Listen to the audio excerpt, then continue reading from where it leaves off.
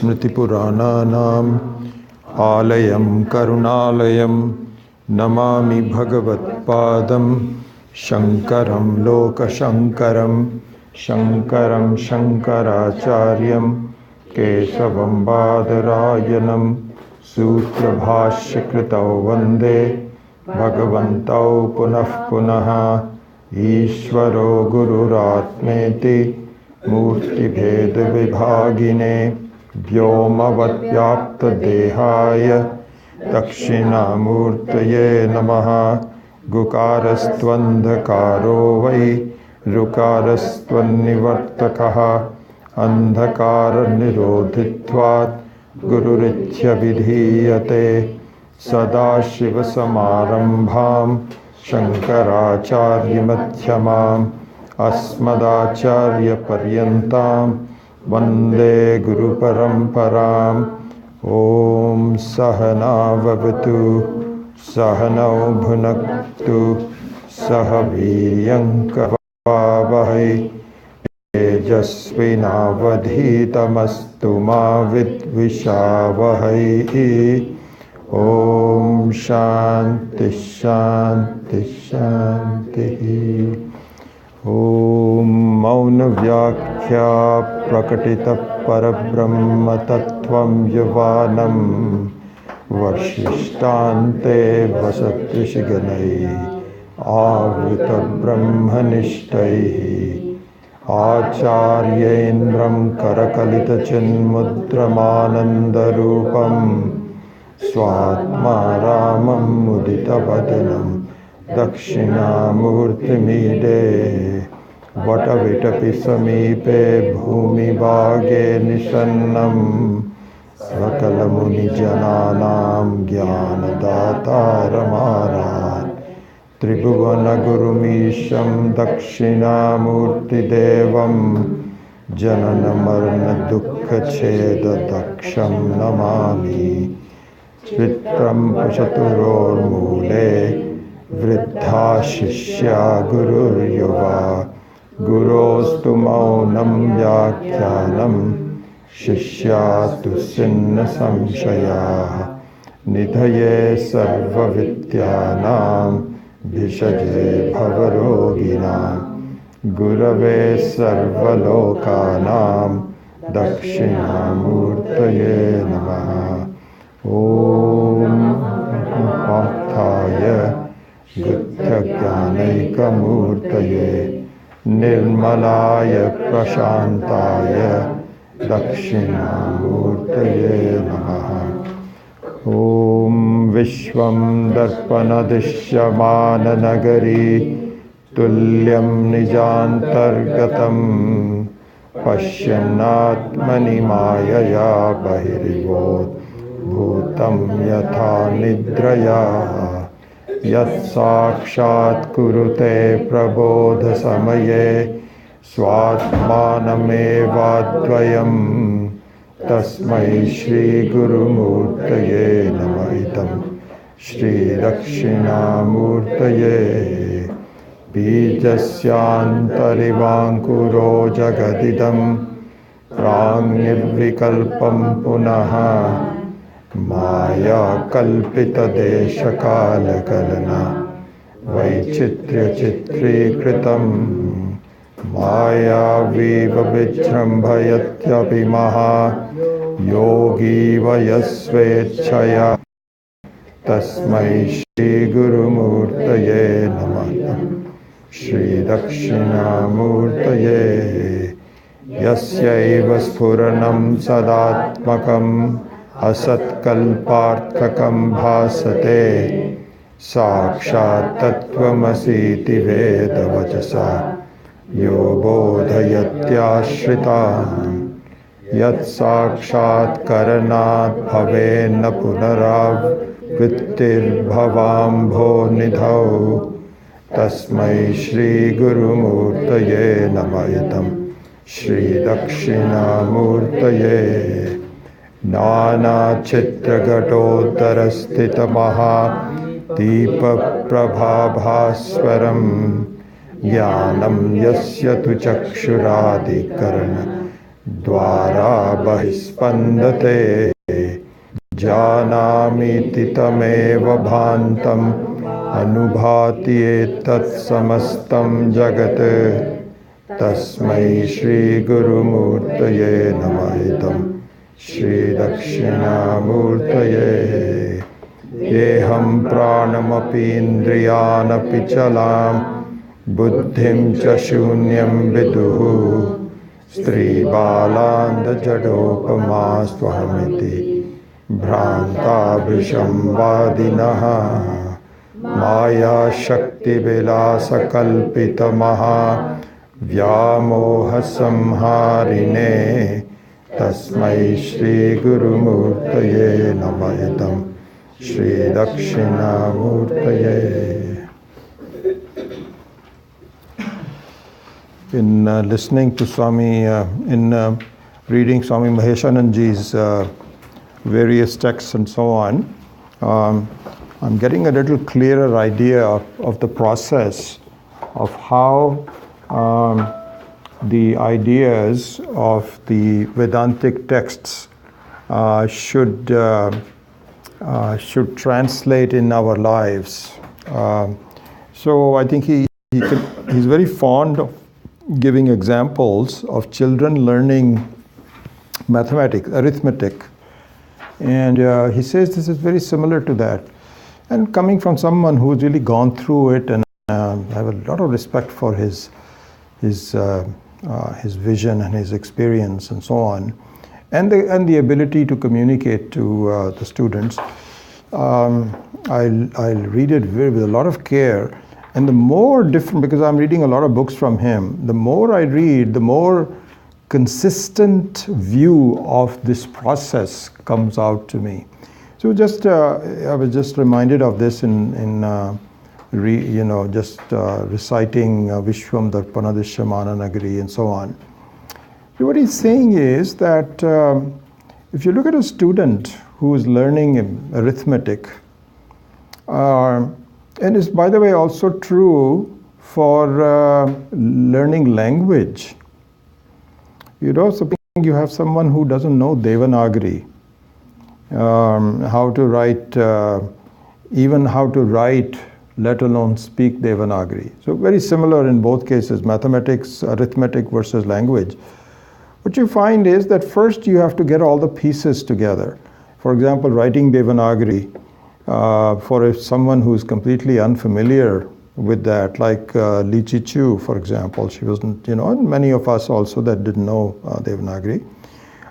You will have to say this is a, and then you have to form the letter a, and then k, k, g, g, and so on and so forth, and then you have to associate the form of the letter with the sound of the letter. And then you get translated into sentences. And so in the very beginning, you are very unfamiliar with it because you are just looking at, this is what is called understanding the word meaning. So for example, in the classical Mahavakyas, Tattvamasi. So first of all, before the sentence meaning of Tattvamasi becomes even understandable, you have to understand what does Tat mean, and that has to be very clear. Then if you know it, then the sentence also begins to make sense. And here now we are talking about some very extraordinary equation, which is not obvious. And this is very similar to the scientific case where it is not a question of 2 plus 2 equals 4. And believe it or not, even for a beginner, even that is very hard. What do you mean by 2 plus 2 equals 4? And so somebody has to explain, let's see if there are 2 of these, and then you add 2 more. Then you count it from the beginning, 1, 2, 3, 4. That's how it is. And says, okay, I see that.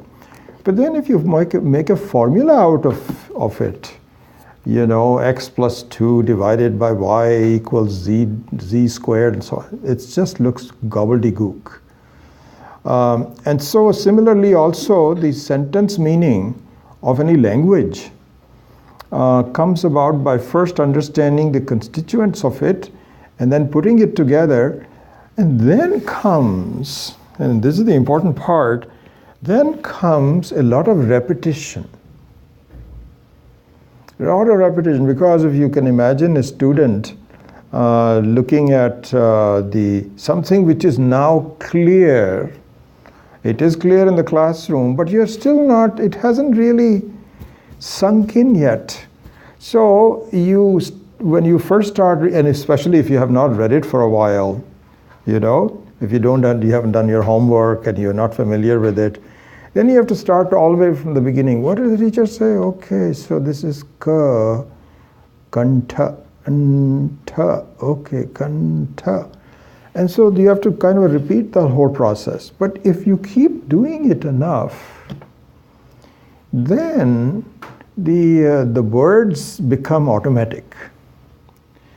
And the sound becomes automatic. And the meaning of it also becomes slowly automatic. And so in the case of arithmetic or in the case of language, then now we are very familiar. As soon as you are reading something, like in English or something, then existence and consciousness have the same locus. It's a complicated sentence, but you know exactly what it means, and it has some effect on it. So similarly, Swamiji says that the process of learning the Vedantic concepts is not any different. It's not as though it is different in the sense that it's a very peculiar thing that we are talking about an enormously important topic which is totally misunderstood. And so the gap between what your understanding is and what it should be is the biggest ever. No one can, and then the interesting thing is that it's already done. So this is what our problem is, that our whole propensity in life is to learn something new which is different from us. And so to modify and transform the mind, where you are now looking at something very subtle which doesn't have a form, is a completely different way of looking at things. So in that case it is unique. But the process of understanding is not any different from one process of understanding arithmetic or the language, because you have to go through the constituents first, then you have to be familiar with putting together the constituents. What does it mean? And then even if you understand what it means, to repeat it in your mind so that you don't have to go through it every time. It becomes automatic, and then it happens, then it's very beautiful. Swamiji says that, and I'm reading some other books also that also keep the same thing, and I talked about it last time also, that and so really, you know, just to kind of summarize that part, you know, just a general kind of a thing. So you take, for example, Ananda, joy. And there's a very beautiful way of explaining this. One of the other authors that I'm reading, not Swami Maheshananji, but some different one. And he's saying it is something like, supposing there is a body of water, and it's just sitting there quietly. And then you drop something suddenly on top of that. You'd have some kind of a rock that drops on it, or you make a gesture with the hand, and the water's all kind of spreads in the air, you know, with little droplets, that like it happens all the time. Shower of water and so on.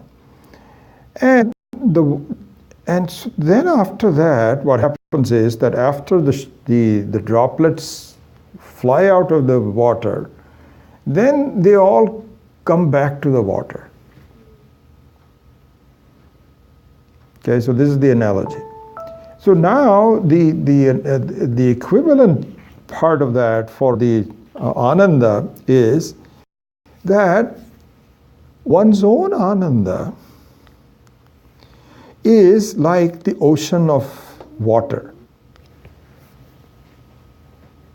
Not one's own, but the same one that we all have, which is our ananda, which is one Satchidananda. And so this is like a water. Then when you have some kind of a desire, then it acts like disturbing the water, and it sprays your ananda into specific parts. And you enjoy that. You enjoy that because it is really part of the same ananda that you are. And so supposing you are excited about something, or you have a relief about something, or you're listening to music or whatever. So the mental vrittis that you have is nothing but a water which has your own ananda, which has had some portions which gets apart from it. So this is the beauty of it, that your own ananda, which is pratyak swarupam, as the first verse says, Vishwam darpana dishyamana nagari tulyam. So it is your own pratyak ananda, which is not known to you because it is not something that you are familiar with. You're only familiar with looking at things that you can objectify. And so the objectification of a sukha is nothing but like water that has been sprayed. It's from your own ananda. And after that episode of joy is complete, it goes back to you again.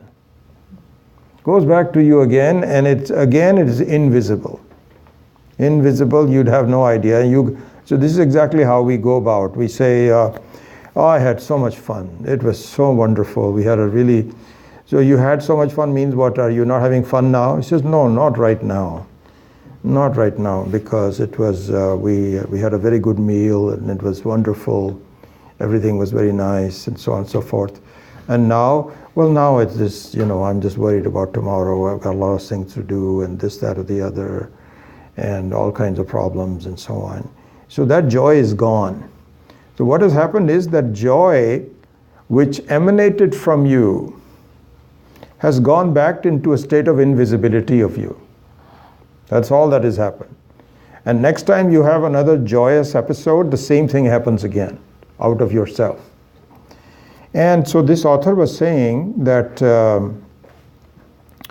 he says that, and I'll go through that maybe sometime more formally, very beautiful, how he's done the steps. So he says 3 or 4 steps involved in having a joyous experience. And one of the important steps of the experience of having joy is not understood, and therefore our life continues with all the problems and Brahma. And that step is that whenever you get some object that makes you happy, for that moment, your attention goes back to yourself. So your mind becomes antarmukham without your knowledge. See, that's the thing. Without your knowing that why I'm so happy is because for a moment my externality is reversed. He says that is the trick. That is the trick. And so if I don't know that step without the Shastra telling me, if I don't know that step and I misinterpret it, I feel that, I don't realize that the joy was because of my cessation of externality. I'm happy with myself. That step you have the experience of, but you cannot categorize it properly. So as a result, it looks like it was an external joy. And you repeat it again. I mean, if you look at all, and this is true for really all experiences. So for example, supposing you go to a pilgrimage spot. Supposing you go to, a very important temple, Jagannath temple, and you trudge there for days together. And it's interesting, it's almost like this psychology of temples, that the temples are generally made inaccessible. See, very beautiful psychology of it. So they're putting on top of a hill or deep in the forest somewhere. Well, one thing is it should not be the town of course builds up, but it should be in a nice quiet place and so on. But the more inaccessible it is, the more you strive to gain it as an external thing. And when you go there and you have the darshan of Ishvara in some form, and of course with a lot of pomp and splendor, with the bells and the agarbatti, and a very serious, wise-looking pandit, and also you're not allowed a lot of time. Remember, I was telling you that we took our family to Udaipur, and we on this day of the Shivratri, and really Ishvara just gave it to, because I was thinking I'm going to have Shivratri away from our students and so on. And when we reached there, this hotel guy said that there is a temple here which has an association with our hotel, because the Raja that has the hotel used to own that temple. So he says that that temple is open only for one day.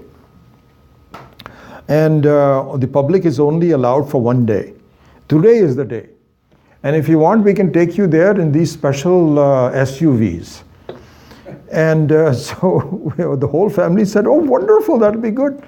Later on, the whole family was very unhappy because there were miles of lines of people waiting, and we go right past them in SUVs, and none of these kids really felt good about it. So that was a separate part of it. But the other thing is that we were all anticipation. My daughter-in-law and son and all that, oh, we'll have a darshan of Shiva.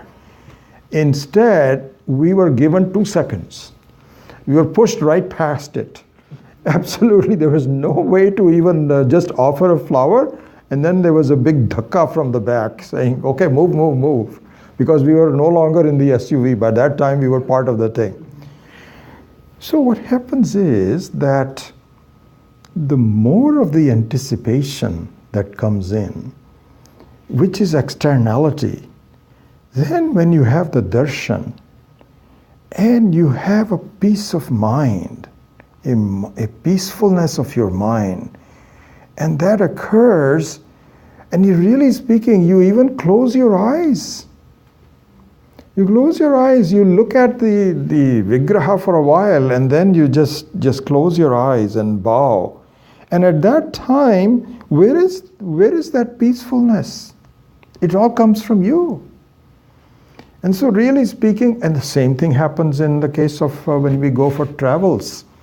When we go, you look at a site and you say, what a beautiful place this is. I've never seen anything like this before. And for those that travel a lot and really enjoy traveling, it's a very common thing. It is so beautiful, something very unusual. I'm very happy that we went there. And the experience is really their own.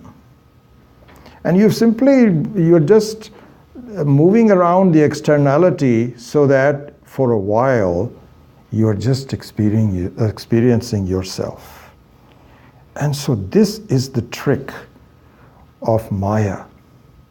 And the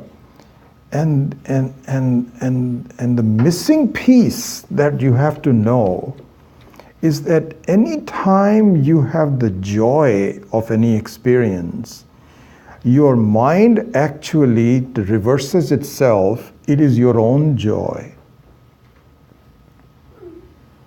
And now, first of all, we never even knew that. And the funny thing is, even after we are told, we say, really? This looks very outlandish. I am not so sure. This guy is saying it, we have some kind of a doubt about it.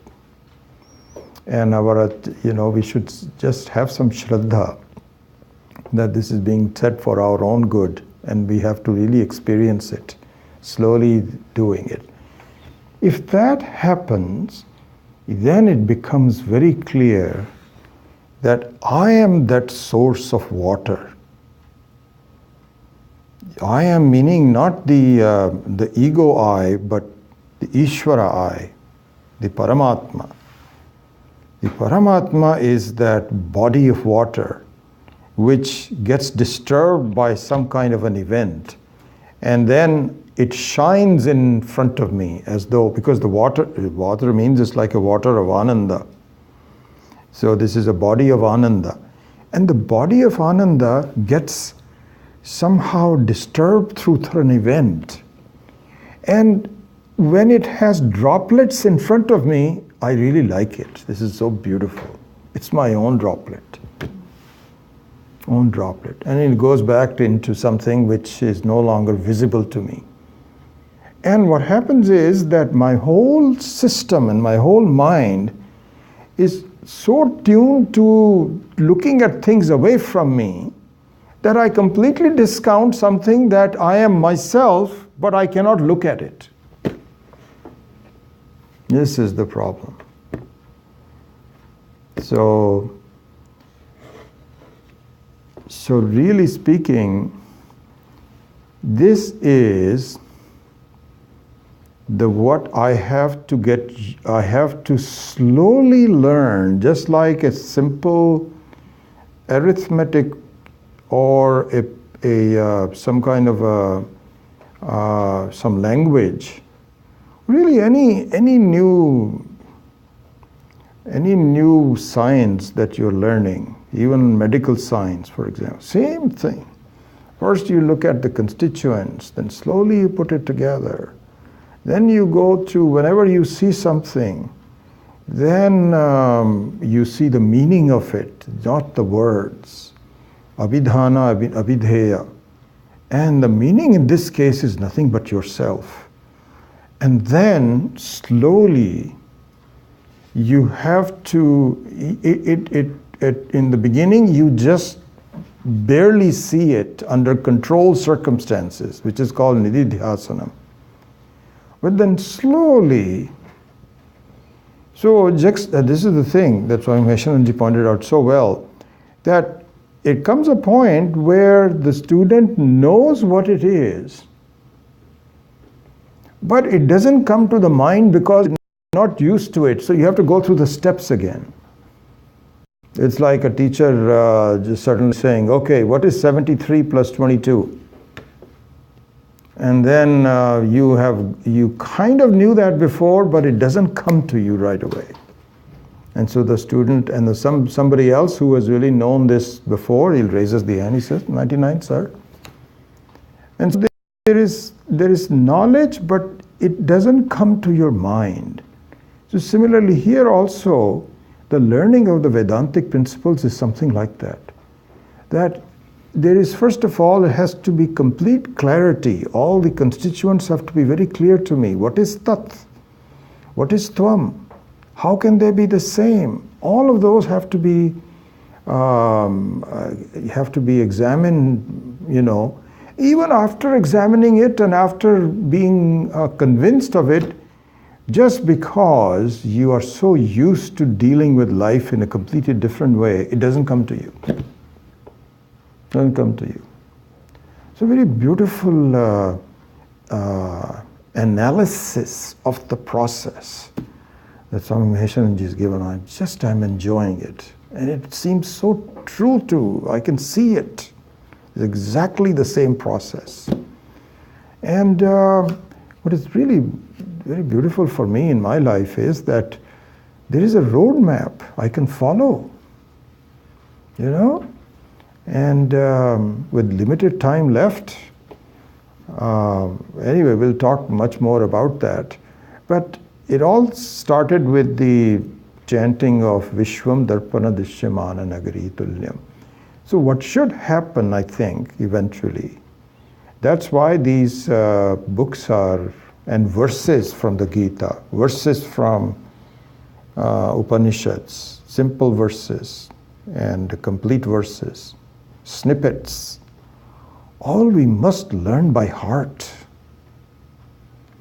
And then, so not just the words by heart, but the meaning of the words by heart. What does it really mean? And then it should just play in my mind all the time. And then my behavior will become not just Brahma, but with Prama, with some knowledge. Otherwise, the full value of the learning will not really be there. So in some senses, for example, here, if we really study, just take Dakshinamurthi Stotram, and if we study Dakshinamurthi Stotram, then pretty soon we should understand what the first verse means. And then what's the second verse? And so on and so forth. So that's how the process, I think, should be given. So having gone through that, I think what I might do is just very quickly go over the rest of the revision, not really spend much time on it, and then perhaps give you a quick overview of the other verses. And let's just see if we can complete that today. And if that's the case, then I think we will take a vacation for next week. Just do a pause before we start the class on the 24th. Okay? So what we were doing was we had completed up to verse number 15, which is in this what we called as the cheat sheet, was item number 10. Purna Hanta Anubhutihi, the experience of fullness. Now we went over that last class. Then up to verse number 15, the focus was on explaining the first stotram. Now, the first stotram was also detailed in terms of those 5 or 6 questions on the part of how can you say this is sarvatmatvam? How can you say this? So those are now taken up as an insight into understanding stotram 1, but not the exact meaning of stotram 1. So that's how it was taken up. And so there, the main focus is Ishwaratva and Jivatva Sarvatmatva Nirupanam. So it was in verse number 16, 17, 18, 19, 20, and 21. It is introduced that the essence of Jivatma and the essence of Paramatma is the same. And so here, I think the biggest takeaway is that what you consider to be you is not you the way you consider it yourself to be. In fact, it is non-different from Ishvara in a different upadhi. That's how it is. It is a different upadhi. And we went through this example on the Saturday class. I don't know which of the 2 classes it was, but this was the case of the Rashtrapati. There's a couple of new people that don't come to the Saturday classes, so this will, and I think Ajanan was not there on Saturday, so I'll repeat that example. And so this was a beautiful example given by Swami Maheshanji. He says that supposing there is a Rashtrapati, Rashtrapati means a president, or a king, not the figurative one like we have in India, but some real king with some real powers and so on. And so this fellow has, he's talking on the phone at his home. And one of the workers in the home is dusting the carpet and dusting the room, you know. And he's talking to some chief ministers, and it's a very important one. In the meantime, this guy is making noise and he's creating a lot of dust. Let's say he has a vacuum cleaner off. Okay. So the person says, hey, stop it. I'm doing something very important. You're just disturbing me. You know what, if this guy is an old-time, not a new person, but an old-time secure person who's been around for a number of years, he's seen other presidents also come and go. He will say, I am not going to stop it. You go into the other room. Because I have a job to do. You want me to finish this or not? Your wife is going to get very angry with me if I don't finish it. Why can't you just go in someplace else? And Swamiji says that this Rashtrapati is likely to say, you're right, you're right, you're right. Thank you for putting me. This is a very beautiful example. So in this example it means that, and so he was saying that, Swamiji was pointing out, imagine this Rashtrapati who is talking on the phone, waiting for him are some very important dignitaries who are just very nervous. Oh my God, we've got half hour with him. And they all bend to him, sir, namaskar. And they are so, and this sweeper puts him down and says, think about it, it's your problem. Why are you coming into my room? I've been doing this for the last half hour. It's my job to do. You're on the cell phone, go to some other room. And so this means that the Rashtrapati also obeys this lowly person who is just is given, elementary wages. He is nobody, but he obeys him. So also, the Ishvara obeys the controls that you put on him through your body-mind complex. It is the same Ishvara who is the Rashtrapati. It's not as though it's a different one. It's the same Ishvara. But at this point, working through the person that we are, a local person with problems, my attitude is tough luck. You have to put up with me. I'm very unhappy. Ishvara is smiling and saying, what? You're calling me unhappy? It's not true. But he says, you know what? This is the upadhi. I better go along with him. He doesn't protest. Doesn't protest. It's the same person. It is the same person. So if you go back to the details of verses number 16, 17, 18, where in the dream and so on, how it is the same person that becomes so happy that I'm like a king.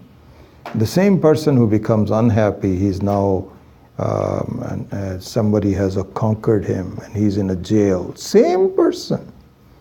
It's the same upadhi. And we look upon Ishvara as a different person. No. So this is the meaning of Jivatva Sarvatmatva Nirupanam. This is the same person. And so one should realize that I am really essentially free. I want to be that Rashtrapati, but I am forcing him to play according to my rules. And before that, I didn't know any better. But now that I know better, should I not release the controls of my body-mind complex from his imprisonment? Let him be free. Let I be free. And I don't have to do anything. It's not approaching a new person. It's not a new Rashtrapati. It's the same Rashtrapati. But instead of him being controlled by a lowly person, and he's willing to put up with it, but he smiles. He could have gotten me fired for questioning him and saying, what are you talking about? And he could have got me fired, but he is so secure, he just smiles. And he says, okay, I know, and you got a job to do. And so here also we have a job to do. We are family members, we are doing this, that, or the other. And so the Ishvara says, okay, all right, fine, I understand. But stop complaining, because you are essentially much bigger than you think who you are. And if you just release yourself from this self-imposed imprisonment, you are really nothing but me alone. You are the very Rashtrapati. So this is what's called Sarvatmatva Nirupanam, Ishvaratva Jivatva. Then in number 12,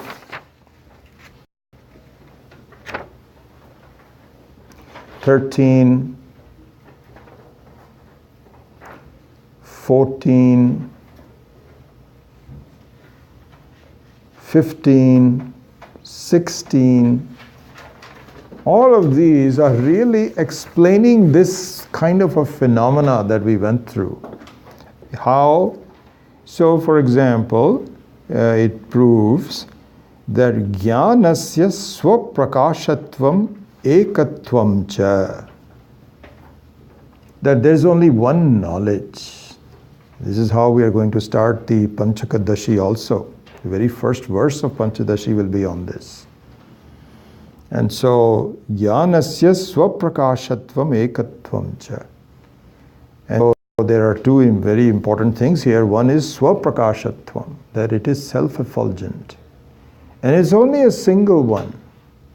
So we should be, you talk about the meaning of tat and tvam and all these constituents that we talked about. This is an important thing, that we should be convinced that jnanam, consciousness, can only be one. There cannot be multiple ones. I need to be totally convinced of that through my logic and objections and so on. It can only be a pratyak swarupam. It can never be a vishaya. You are also saying I. And I am also saying I. We are talking about the same I. But you are surrounding yourself with your upadhis, I am surrounding myself with my upadhi, and we distinguish ourselves. But it's really ekatvam. Because the I can never be a vishaya. Even in each of our lives, I is a single one. All the experiences are different, but I remain the same. And as some of the other verses of Dakshinamurthi Stotram will say, not only is the I the same, so if you look at the two dimensions of the I, one is that at any given moment of time, differentiated with space, the I is the same. So your I at this moment is the same as my I. And the other dimension is that your I when you are much younger is the same as you are I when you are now. So both in terms of time as well as in space, it's the same one. So this is why the verse number 7 comes in. Balyadishu jagradasishu tatha sarvasvavasthasapi vyavritta svanuvartamanamaham tyatspunantam sada. That one. That's how, that is what is Nirupanam. And this is the first verse actually is just a combination of all of the 10, and then you have go into the details of it. So, and also this is Ekatvam. Then Swaprakashatvam. Swaprakashatvam means that you are self-effulgent. You don't need any support. No one else is giving you the prakasha. So this also explains the sarvatmatvam, ishvaratvam, jivatvam. There's only a singularity of all the essence of it is the same. So that is talked about it. Not only that, but so this is the jnanam. So we have the jnana shakti and we have the kriya shakti. Then the topic shifts over to the kriya siddhi. That when you say that I am doing something, I'm a karta, I'm a bhokta. Bhokta also is also connected with it. Bhokta meaning one, the enjoyer of the actions. But let's say the actor, kriyatvam. Then the kriya is also is included in the same swasiddha ekatvam. Whatever applies to jnanam also applies to kriya. Even though the same jnanam, which is ekatvam and swaprakashatvam, the same knowledge, when it is reflected through different upadhis, changes. So for example, you may know some language that I don't. So that knowledge, so just look at this. The overview of all knowledge is I know, which is the same for everybody. But what you know may be different for you and I. See that? That's the thing. You may know Gujarati, and I know Punjabi. And so our vrittis are different, our bodies are different, our minds are different. But you also know that you know Gujarati, and hopefully you don't know Punjabi. So you say, I know Gujarati, I don't know Punjabi. And I say, I know Punjabi but not Gujarati. So I know what I know and I know what I don't know. You also know what you know. You also know what you don't know. This is where the differences come in. But the overall veneer, the very substance of the whole thing is I know. So that is the jnanam. That is the sakshi. And so then the same thing is true for kriya. The power to do comes from Ishvara. But how we do it, whether we do it, not do it, we do it well, not do it well, all depends upon the various upadhis. And this is explained in more detail in terms of the types of kriya. Types of kriya. So what does the action mean? Reaching something, changing something, understanding something. So kriya has different forms of it. And the author then points out that no matter what type of kriya you look at, it all comes under the same heading. And so even though from an upadhi standpoint the kriyas are different, but the kriya shakti, the kriya, the nature of the kriya, it all comes from Ishvara. It's just like jnanam is the same. And then in item number 15, this is summarized in verse number 26. Jiveshwaratva aupadikatvam. So we've already discussed it today, which is that really the differences of whether it's a jiva or a Ishvara is all a function of upadhis. Again, the beautiful example, the Rashtrapati under the same person is the president of the country. Huge powers. Everybody's scared of him. But as a householder, he's under the control of the sweeper. Similarly, the same person can be a mother to the kids. And the same person can be a senator. It all depends on the upadhis. They're not different people. It's the same woman. Kamala Harris. Does she have any children? I don't know if she has any children. Never heard of them. So she used to go to, we have a friend, Gina Khan, who has a hair salon in the city. So we have heard of Kamala Harris for like 7-8 years when she was an attorney in San Francisco. So she was saying there is an important person who's an attorney in San Francisco, and then she became the Attorney General of California, and now she's the senator. She comes to Livermore Temple. Does she? Last time she came with a little girl. I don't know if it's her daughter or... Oh, interesting. She's doing well. I think she's speaking up as a junior senator. She's raising her voice, and I'm very happy for it. But we'll see what happens. So it's the same person. It's the mother. When she's talking to her daughter, it's a totally different person. When she's a senator, it's a different person. But it's the same person. Jiveshwara aupadikatvam. And due to that, there is mayaya bheda prayojakatvam. There's differences in the way the maya. And so then jnani drishtya jagatah kalpana matrata. That from the standpoint of jnani, then you have complete.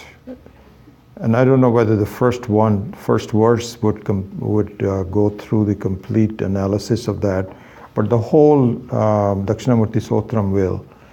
And it was interesting. I was reading this is chapter 3 of Panchadashi. Towards the end of the chapter 3, I'm almost complete with the chapter. Beautiful, beautiful verses. And so there is a discussion of whether the jnani, who is a jivan mukta, can indulge in both shastriya and ashastriya work, and also the crossing over what is good. So, for example, if you are a jnani and you understand exactly what is going on, there's a huge discussion on this, and very practical also, then you can say, I can do anything I want to. Like this Rajneesh guy who had sexual relationship with the students, because he says, I'm a jnani. It doesn't make any difference to me. There's a huge discussion about that. I said, no. He's not a jnani. Not a jnani. Because, and also one who says that so this is ashastriya, which is your normal life, but from a shastriya projection also, you can say, I don't want to go to temples anymore. I'm going to become jnani. That's wrong also. Wrong also. And also the fact that you can say that I can pursue pleasure, just normal pleasure, eating out, having fun, and so on and so forth. No. If it just is imposed on you, then it is okay. But for you to seek out avenues of, that means you have not understood. You have not understood. You have just completely misunderstood what it, the real Jivan Mukta is the one who doesn't care however life unfolds. If he has to do something, he does it. If he doesn't have to do anything, he doesn't have to do it. He is not a slave to anything. He doesn't propose anything. He doesn't say, I got to do this. No sankalpa. Prarabdha karma alone makes it. Anyway, so this is all discussed in great detail later on. So, Jnani drishtya jagatah kalpana matrata. Because the discussion here is that what happens is that on one hand you feel that this is all mithya, and then on the other hand you are pursuing it like though it makes a difference to you, which means it's not mithya. That means you have not understood. It's not the way to live. Even though theoretically you can say a jnani can do anything, all we want to say is that if he wants to teach, he can teach. If he doesn't want to teach, that's all, he doesn't have to teach. But nothing more than that. That's it. It's not as though, yeah, he can go to restaurants and have fun. And if his students all drag him there and he's making a big mistake, then let him go, it's okay. But for him to say, you know, I have not had Mexican food for 1 month. Can we go to all to... People say, Swamiji, but the Mexican food is pretty far away, you know, we have this class to go. He says, no, we'll be late today. It's okay, because I have not had Mexican food. Problems. So, we see these kinds of behaviors in Swami. This is why I'm saying. Is struggling like you and I, it is not true jnani. Jnanis are very few in number. And so anyway, jnani drishtya jagatah kalpana matrata. And then finally, Shivaswarupam. Finally, then Mangalacharanattvena upasamharaha. So these verses, I won't go into that. Then go into all of that. One question. Yeah. Could you do the 14, number 14? Parinama parispanda lakshane kriye. So what that is it is the nature of kriya. Nature of doing work. There is spandanam, parispandanam, and parinama. So it goes under the discussion of the types of kriya. But it is still, the bigger package is that it is all, doesn't make any difference. Yeah. Okay, so now, let us, if you want, we can go into a very quick review, maybe in about 10 minutes, so I want to still have some time for questions. So the first verse, if you recall, the title of that was Atma Pratyak Swarupam. Pratyak Swarupam. Pratyak Swarupam means that don't expect it to come out in front of you. And so look upon the Atma as something which is you, and you're not going to come out in front of you. This is completely inner self. And here's Swami Maheshananji, just to give you an idea. It is wrong to say that one should not be active in one's life. But the way to be active in one's life is that whenever you are doing something, you should say it all comes from the Atma. So for example, whenever you are seeing something through your eyes, then instead of praising your eyes and your ability to see, turn your attention to the fact that what the Shakti for the seeing comes from the Atma. And the Golaka, the eye the eye itself and the ability to see and blink and so on and so forth, that is just a way of expressing. So in all of your actions in life, you remind yourself that none of this is possible without the Atma. And this requires some knowledge, some training, and repetition. Otherwise, we get lost in the scene. So that is really what is meant by Pratyak Swarupam. Anyway, so that was all. Then,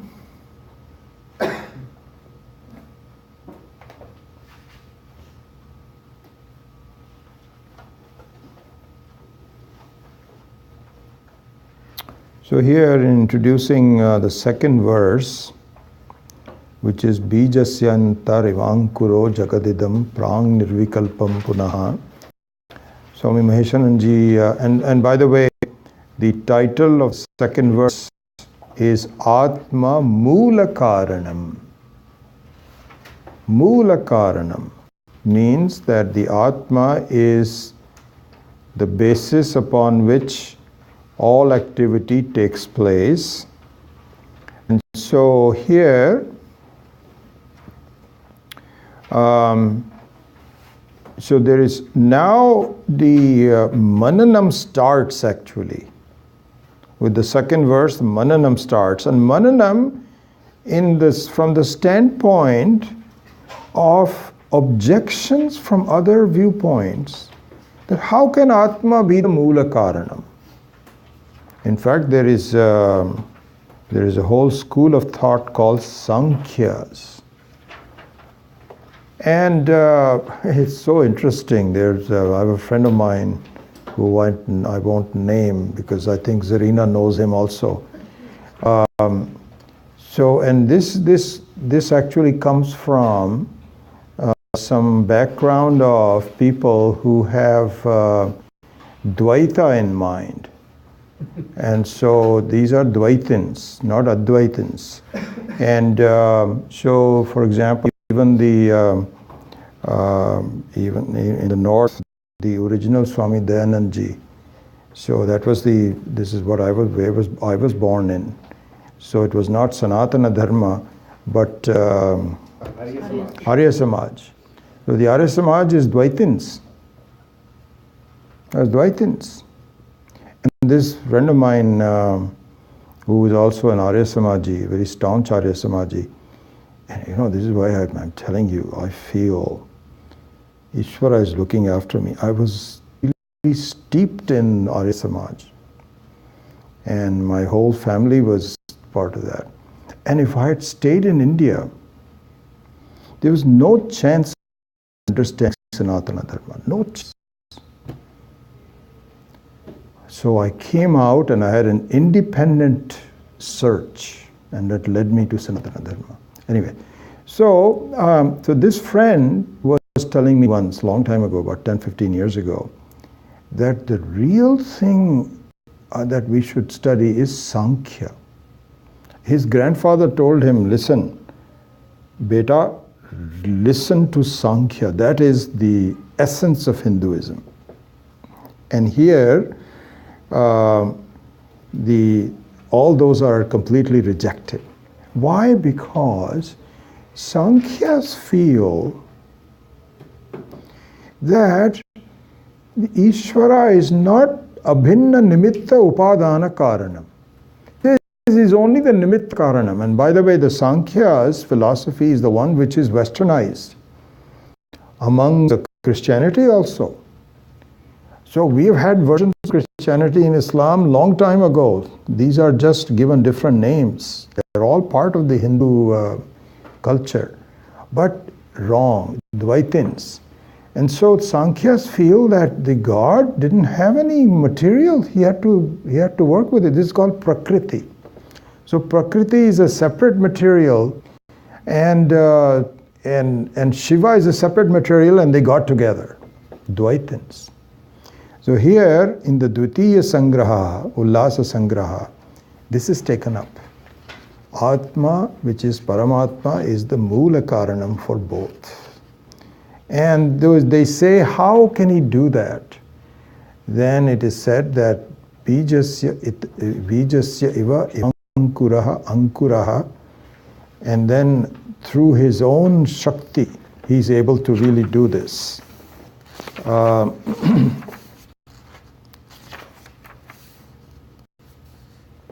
Maya kalpita vaichitra chitrikritam. Like a Mayavi, it's like a jadugar, it's like a magician. But there is nissaraha. Nissaraha means that what the world created by Ishvara essentially has no sara. Here's a beautiful example given by Swami Maheshananji. He says, when you have these magicians, so these magicians can, on one hand, so they have, he gave two examples. He said on one hand, they will have a bunch of 100 rupee notes. And and on the other hand, they have a power to create headache in you. And this is done. In the old style ones, they'll say, okay, now look at my left hand. Just concentrate on this. And pretty soon people start to feel headaches in there themselves. And he says, my God, how did you do that? Stop it, stop it. And so on. This is one thing. So this is called dukkha. And so he's saying that Ishvara is the same way. He has the ability to give you dukkha out of nowhere. And on the other hand, he has this bunch of 100 rupee notes. And he's just, paper has nothing, and he just does it. And he says, you count it. You count it. We went to this magician the other day, and he was also doing something similar to that. And so you count it, and he says, wow. But it is nissaraha. Nissaraha means, because he's like a beautiful example, he says, Swami Maheshananji says, this guy, magician, if he had all these 103 notes, then he would be a rich person. But in the end of that, what he does is, can you please give me $1? He goes to everybody and he collects maybe 7 or 8 and he's very happy. Chalo, 7, 8 people gave me $1 each. Hey, what about these $100 notes? $100 notes. Nissara. And so the whole world is created out of nothing. But eventually it is nissara because it doesn't mean anything. Its ability to give you happiness is limited. Its ability to give you headache also is limited. You can get out of it by just sleeping.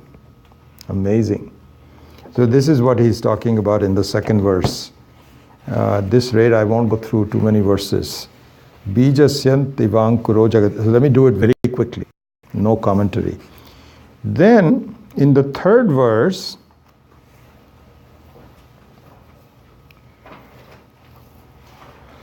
so in the first verse, it was the Jivatma's Chit Swarupatvam as Pratyak Rupa. In the second verse, it was the Chit Swarupatvam of the Jagata, of Ishvara's Chit Swarupatvam, that it is enough to be an Abhinna Nimitta Upadana Karanam. In the third one,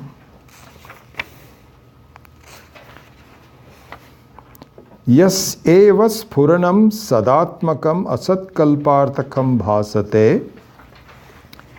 He explains the ekotvam of the two chitswarupatvam. Is the same one, exactly the same what we were just discussing in the revision to the verse 1 also, but this goes into much more detail. So here the ekarupata is explained in more detail. So that's number 3. Then, so that's called Atma Advaitam. Then the Panchamaha. So now what happens is that the Mananam, the content of Mananam increases. And by content of Mananam it means that objections to what is being proposed are given more body and more more space, so that you remove your own doubts. They are not to criticize them. So the Buddhist view will be now taken up. Sankhya's view will be taken up. And so this is all not in criticizing anyone, but just to improve your own understanding that these objections that are being brought up can be answered by yourself by a proper understanding. So the fifth one,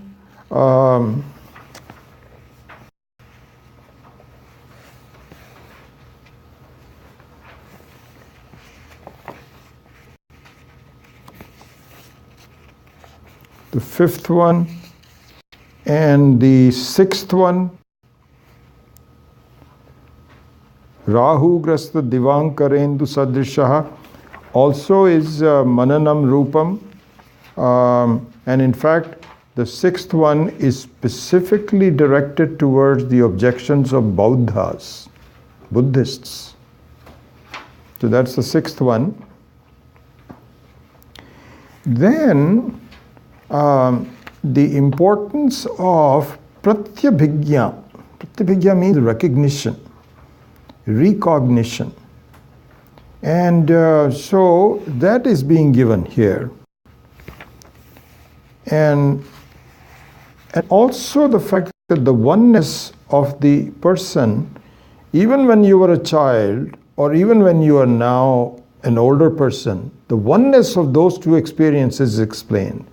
Balyadishu api jagradashish tatha sarvasu avasthasu api vyaptasu anuvartamityantaspurantam sada swatmanam prakatikaroti bhajatam yo mudraya bhadraya. So that is also taken up in the sixth one. Then, so this is Atma Pratyabhigyayaha. So that we will study.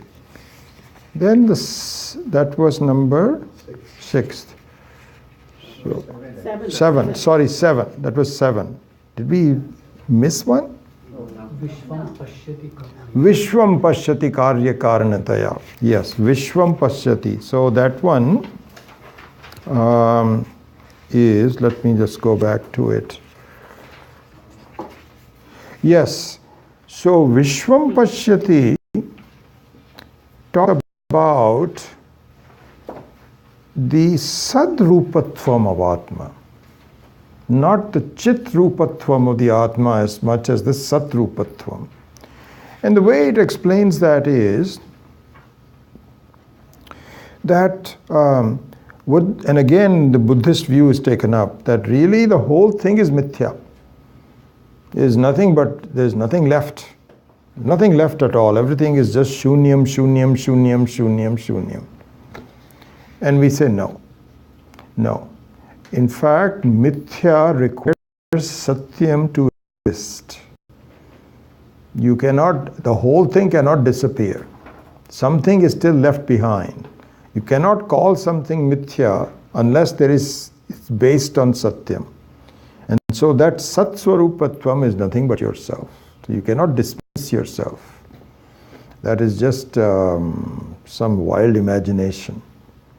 And also it doesn't amount to anything. So you dismiss yourself and I'm also zero, you're also zero. What do you gain from it? Our whole objective is to gain purnatvam. And you're just eliminating yourself. This is stupidity. And so that is all taken up in the sixth one. Then the seventh one we saw. Then in the eighth one was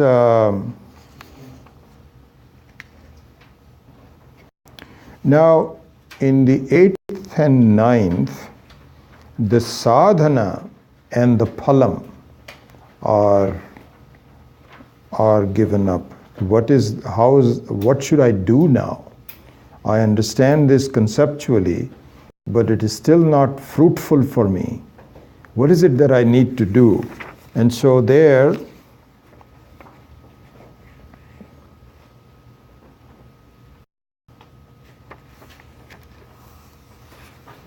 so there is a question asked, Kasya bandhaha cha mokshaha badhyate kena hetuna mayayaha lakshanam kim syat iti evam paripritchataha Prashna syad uttaram vaktum pratipattum sukhena cha uktaha artha saptabhi shlokaihi punaha samkshipya katyate. That given that what is it that I need to do, how will I reach it, is now taken up. And Vishwam Pashyati Karya Karanataya Swaswami Sambandataha Shishyacharyataya Tathaiva Pitraputratyam Abhedataha. So this is the 8th one. Then the 9th is continuation of the sadhana and going more into phalam. So that's how that is taken up with, that discussion is taken up. So, Bhurambhamsi, Analaha, Anilaha, Ambaram, etc. All of that is taken up with that. And finally, the 10th one is simply a stotram toward Maheshwaraha, just a culmination of the stotram, Sarvatmamiti Sputikritam idam Yasmat Amunshminstave, etc., etc. So sorry I didn't have time to do that. And if you have some English translations, you may want to actually just get after our class today, just look into the meaning of verses. So just very briefly for yourself, and so that we have a roadmap in front of us, and then when we come back, then we would look at it more systematically. So with that, I think we'll terminate the first section of the Dakshinamurthi Stotram, and hopefully in another 6 to 8 months, depending on how long we take, then we will come back to it. We will not have a class next week. We will just take a rest for next week. I also need some time to prepare for that. So, Om Asato Ma Satkamaya Tamaso Ma Jyotirgamaya Nrityor Ma Amritam Gamaya Om Purnamadav Purnamidam Purnat Purnamudachyate Purnasya Purnamadaya Purnamevavashishyate. Om Shanti Shanti Shanti. Hari Om Shri Gurubhyo Namaha. Hari Om. I also request you that if you do want to continue with the Panchadashi, please do send me an email requesting to register for it. I just want to keep a protocol so that everybody has, I have a record of all of that. And so please do so.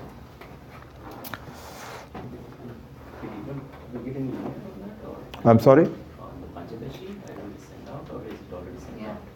You were not, are you not on the AVC email list? Or really? Interesting. So we'll have to make sure that you are on it. I'll send it to you. Yeah. Maybe it has gone into the, something, promotion or something like that. But do let me know actually. That'll be interesting because I will write to Raj Paripatyadar, make sure that you are on it. And I think I sent one to all the class members, I believe. No, not the class members, just the AVC. Yeah, I'll send it to the class members also. Actually, that's a good point. Requesting them that please send me a request for a registration, because I sort of need to know. There's a number of reasons for doing that. One is just pure protocol. It'll be nice to be said, I would like to attend it, rather than my telling you, please attend it. So that's one thing. The other one, huh? I just checked. Thinking of attending. Of attending, yes. Oh, you found it. Oh, yeah? Oh, good. You're not ready. Good. While The other thing is that what I'm thinking of doing is for many of the people that may not have taken up Tattva Bodha, I will have a printout of the Tattva Bodha also, but not for everyone because many of you may already have it. So I want to know how many copies to make, and also then with the help of Jugal, who is not here tonight, we will start to order books from India. All of that has to be done, so we will go in a very structured manner on having. So I need to know how many people are. So anyway,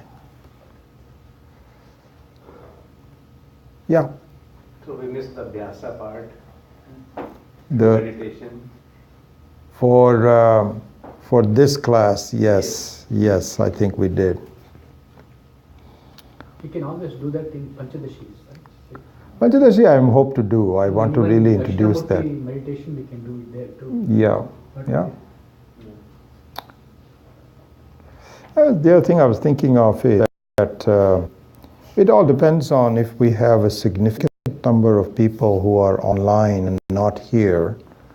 We should make an effort to get together in some kind of a format, either a satsang or a picnic, or even perhaps even 2-day camp residential retreat where people have a chance to discuss it and so on and so forth, to make us into it's not an academic thing, This is something which has to be seen and experienced. So anyway, I'm just trying a format of reaching out to people who otherwise don't know. And this ad that I'm sending out to, Kumud and I worked on it, is really basically saying this is the online, inviting people for an online course. So we'll see. We'll see how many people show up. Maybe nobody will, who knows. So we'll see. Advertising it only as an online? So it's advertising it's going to India West. So the same ad that you saw is appearing in India West in 2 weeks, full page. Then 2 more weeks of half page where the question answers are not there,